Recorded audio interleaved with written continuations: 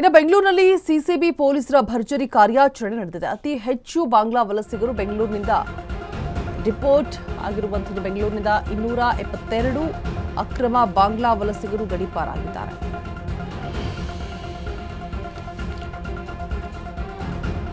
ನೂರ 128 ಪುರುಷರು, 94 ಮಹಿಳೆಯರು,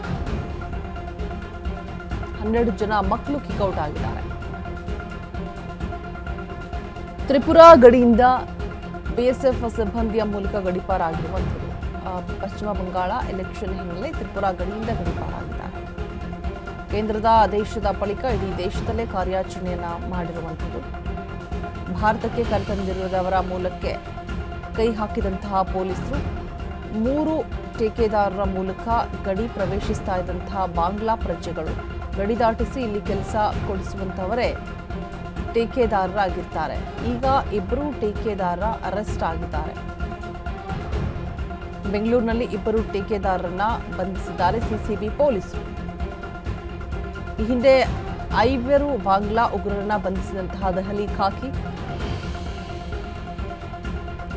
ಬೆಂಗಳೂರಿನಲ್ಲಿ ಸಿಸಿಬಿ ಪೊಲೀಸರ ಭರ್ಜರಿ ಕಾರ್ಯಾಚರಣೆಯನ್ನು ನಡೆಸಿ ಮಿಕ್ಕಿದವರನ್ನು ಕೂಡ ಬಂಧಿಸಲಾಗಿದೆ. ಅತಿ ಹೆಚ್ಚು ಬಾಂಗ್ಲಾ ವಲಸಿಗರು ಬೆಂಗಳೂರಿನಲ್ಲಿ ಇದೀಗ ಡಿಪೋರ್ಟ್ ಆಗಿರುವಂಥದ್ದು. 272 ಅಕ್ರಮ ಬಾಂಗ್ಲಾ ವಲಸಿಗರನ್ನ ಗಡೀಪಾರು ಮಾಡಲಾಗಿದೆ. 128 ಪುರುಷರಿರ್ತಾರೆ, 94 ಜನ ಮಹಿಳೆಯರಿರ್ತಾರೆ, 12 ಜನ ಮಕ್ಕಳಿರ್ತಾರೆ. ಓವರಾಲ್ ಆಗಿ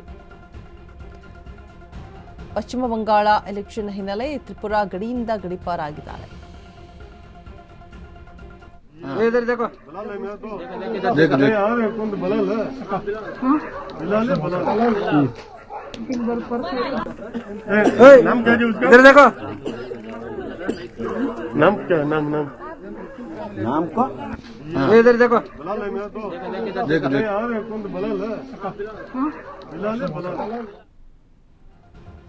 ಬೆಂಗಳೂರಿನಲ್ಲಿ 2 ಟೇಕೆದಾರರನ್ನ ಬಂಧಿಸಿದ್ದಾರೆ ಸಿಸಿಬಿ ಪೊಲೀಸರು. ಈಗ ಆಲ್ರೆಡಿ ಹಿಂದೆನೂ ಕೂಡ ಕಾರ್ಯಾಚರಣೆ ನಡೀತಾ ಇತ್ತು.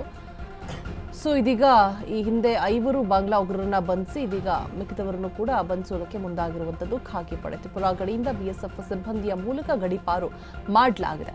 ಪಶ್ಚಿಮ ಬಂಗಾಳ ಎಲೆಕ್ಷನ್ ಹಿನ್ನೆಲೆ ತ್ರಿಪುರಾ ಗಡಿಯಿಂದ ಗಡೀಪಾರಾಗಿರುವಂಥವರು ಅಕ್ರಮ ಬಾಂಗ್ಲಾ ವಲಸಿಗರು ಇದೀಗ ಪೊಲೀಸರ ವಶದಲ್ಲಿದ್ದಾರೆ. ಬೆಂಗಳೂರಿನಲ್ಲಿ ಸಿಸಿಬಿ ಪೊಲೀಸರು ಭರ್ಜರಿ ಕಾರ್ಯಾಚರಣೆಯನ್ನು ನಡೆಸಿ ಈಗ ಬಂಧಿಸಿರುವಂಥದ್ದು. 272 ಜನ ಇದ್ದಾರೆ. ಓವರಾಲ್ ಆಗಿ 128 ಪುರುಷರಿದ್ದಾರೆ, 94 ಮಹಿಳೆಯರಿದ್ದಾರೆ, 12 ಜನ ಮಕ್ಕಳಿದ್ದಾರೆ. ಎಲ್ಲರನ್ನೂ ಕೂಡ ಕಿಕ್ಔಟ್ ಮಾಡಲಾಗಿದೆ.